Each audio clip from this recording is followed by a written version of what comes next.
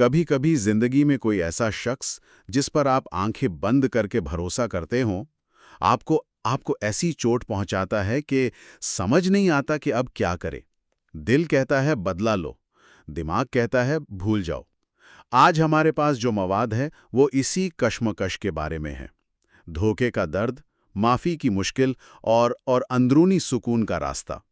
और इसकी शुरुआत एक बहुत ही, आप कह लें, तकलीफदेह कहानी से होती है। बिल्कुल। ये कहानी एक ऐसे नौजवान की है जिसे किसी अपने ने इतना गहरा धोखा दिया कि वो अपनी जिंदगी खत्म करने के दहाने पर पहुंच गया। खानदान वालों ने उसे संभाल तो लिया, लेकिन उसके अंदर गुस्से, पछतावे और बदले की एक आग जलती रही। और यहीं से ये मवाद एक बुनियादी सवाल उठाता है, क्या ये शदीद गुस्सा और इंतकाम की ख्वाहिश एक नॉर्मल रद्द-ए-अमल है, या हमने नॉर्मल का मतलब ही गलत समझा हुआ है?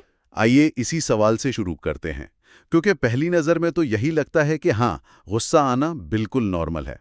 अगर कोई आपका भरोसा तोड़े तो क्या आप मुस्कुराएंगे? ये तो गैर फितरी लगता है ना? ये एक बहुत अहम नुक्ता है, और यही इस मवाद का मरकजी ख्याल है। वो चैलेंज करता है कि जिसे हम फितरी या नॉर्मल रद्द-ए-अमल समझते हैं, यानी गुस्सा, नफरत, बदला, ये असल में ये हमारा फितरी मिजाज नहीं, बल्कि मौशरे का सिखाया हुआ रवैया है। अच्छा। जी, इसे ऐसे समझें जैसे बचपन से हमें सिखाया जाता है कि गिरने पर रोना है, कामयाबी पर हंसना है और धोखा मिलने पर गुस्सा करना है। ये कंडीशनिंग इतनी गहरी हो जाती है कि हम इसे अपनी फितरत समझने लगते हैं। यानी आप कह रही हैं कि ये एक सीखी हुई आदत है, कोई अंदरूनी उसूल नहीं। ये तो बहुत बड़ा दावा है। तो फिर असल नॉर्मल क्या है? तहरीर के मुताबिक असल नॉर्मल अंदरूनी सुकून और इत्मीनान की हालत है। एक ऐसी कैफियत जहां बाहर के हालात आपके अंदर का मौसम तब्दील ना कर सकें। लेकिन हमने इसके बरक्स जज्बाती हलचल को नॉर्मल मान लिया है। अब इस नौजवान की कहानी पर वापस आएं। इसका असल मसला सिर्फ धोखा नहीं था, बल्कि धोखे के बाद अपने जहन में गुस्से और नफरत के ख्यालात को मुसलसल जिंदा रखना था। और मवाद कहता है कि ये ख्यालात सिर्फ सोचे नहीं, बल्कि एक तवानाई है, एक गैर मरी तवानाई जो हम खुद पैदा करते हैं। ये बात सुनने में थोड़ी फलसफियाना लगती है। इसका अमली मतलब क्या है? इसे फलसफे से हटकर देखते हैं। आपके फ़ोन में कुछ ऐप्स होती हैं जो आप इस्तेमाल नहीं कर रहे होते, लेकिन वो बैकग्राउंड में चलती रहती हैं और बैटरी ख़त्म करती रहती हैं। सही। आपको पता भी नहीं चलता, लेकिन आपका फ़ोन सुस्त हो जाता है, गर्म हो जाता है। गुस्सा, नफरत और बदले के ख्यालात बिल्कुल इन बैकग्राउंड ऐप्स की तरह हैं। वाह। ये 24 घंटे हमारी ज़हनी तवानाई चूसते रहते हैं, हमें थकाते हैं और हमारी ज़िंदगी की रफ्तार सुस्त कर देते हैं। हम उस शख्स को तो शायद भूल जाते हैं, लेकिन उस वाक़े की ऐप हमारे दिमाग में चलती रहती है। वाह, ये मिसाल तो बहुत जबरदस्त है। यानी मसला दिल और दिमाग की लड़ाई का नहीं, बल्कि सब कुछ दिमाग के अंदर ही हो रहा है। और अगर हम ये तवानाई खुद पैदा कर रहे हैं, तो इसका मतलब है कि इसे बंद करने का बटन भी हमारे ही पास है। बिल्कुल। और यही सबसे बाइख्तियार बनाने वाली बात है। लेकिन यहाँ एक और दिलचस्प नुक्ता है। तहरीर कहती है कि आप दिमाग को ज़बरदस्ती कोई ख्याल भुलाने पर मजबूर नहीं कर सकते। अच्छा। आप गुस्से से ये नहीं कह सकते कि अब गुस्सा मत करो। ये ऐसा ही है जैसे किसी रोते हुए बच्चे को डांट कर चुप कराना। वो वक्ती तौर पर शायद खामोश हो जाए, लेकिन अंदर से और ज्यादा दुखी हो जाएगा। बात तो सही है। दिमाग को नरमी से, मोहब्बत से एक नई सिमत दिखानी पड़ती है। इसे बताना पड़ता है कि सुकून का रास्ता ज्यादा फायदेमंद है। और शायद यही नरमी वाला असूल भरोसे के तस्वुर पर भी लागू होता है, क्योंकि इस मवाद का अगला नुक्ता भरोसे के बारे में है। और उसने तो मेरी पूरी सोच ही बदल दी है। इसमें लिखा है कि जब हमें धोखा मिलता है तो उसकी वजह अक्सर ये होती है कि हम असल में उस शख्स पर नहीं, बल्कि उस शख्स की उस तस्वीर पर भरोसा कर रहे होते हैं जो हमने खुद अपने जहन में बनाई होती है। ये बहुत गहरी बात है। हम सब अपने जहन में लोगों के खाके बनाते हैं, एक इमेज बना लेते हैं। हाँ जी, ये मेरा दोस्त है, ये कभी मुझे धोखा नहीं देगा, ये मेरा साथी है, ये हमेशा वफादार रहेगा। और जब वो शख्स उस खाके से बाहर कोई कदम उठाता है, तो हमें लगता है कि उसने हमारा भरोसा तोड़ा है।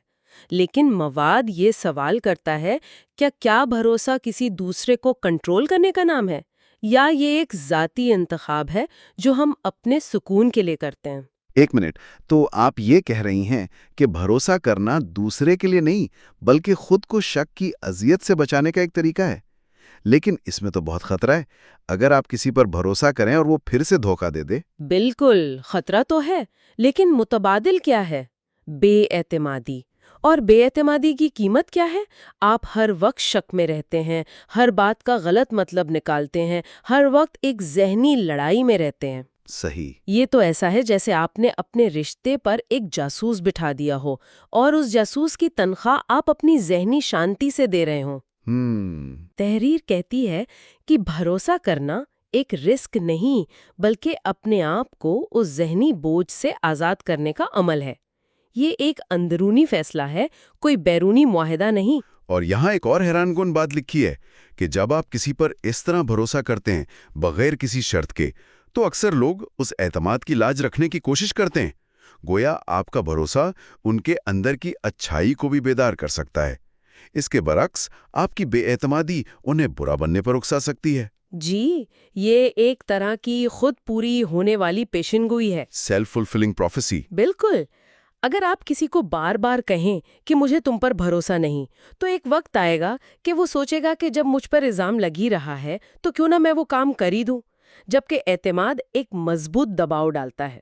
لیکن پھر واضح کر دوں، مقصد دوسرے کو بدلنا نہیں ہے، بنیادی مقصد اپنی روح کو شک کے زہر سے بچانا ہے۔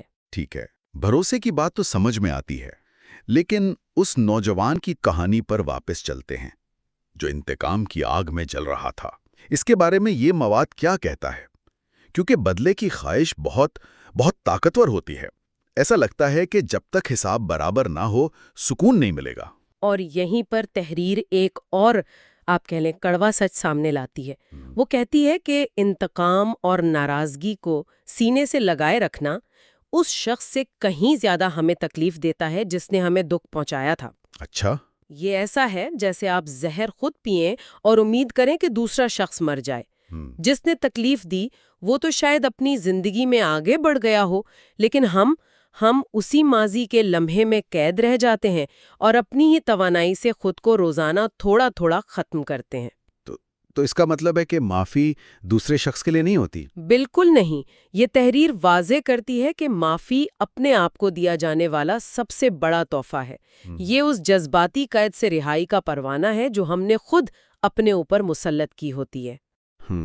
معافی کا مطلب یہ ہرگز نہیں کہ جو ہوا وہ ٹھیک تھا، یا یہ کہ آپ اس شخص کو دوبارہ اپنی زندگی میں وہی مقام دے رہے ہیں۔ نہیں، بالکل نہیں۔ یہ بات واضح کرنا بہت ضروری ہے۔ لوگ اکثر معافی کو کمزوری سمجھتے ہیں۔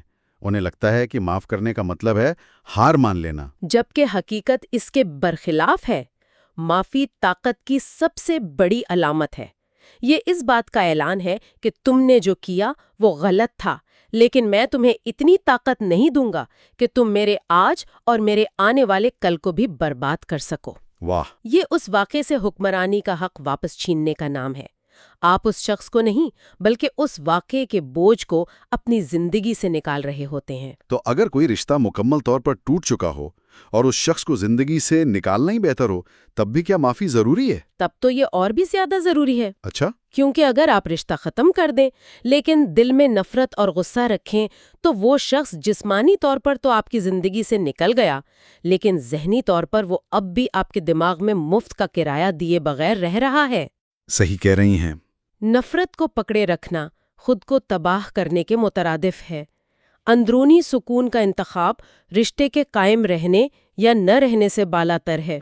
تو یہ ساری بحث گھوم پھر کے وہیں آ جاتی ہے جہاں سے ہم نے شروع کیا تھا۔ نارمل کا اصل مطلب کیا ہے؟ جی، اور آخر میں یہ تحریر نارمل کی ایک نئی تعریف پیش کرتی ہے۔ یہ کہتی ہے کہ نارمل ہونے کا مطلب غصہ، حسد یا بدلہ نہیں ہونا چاہیے۔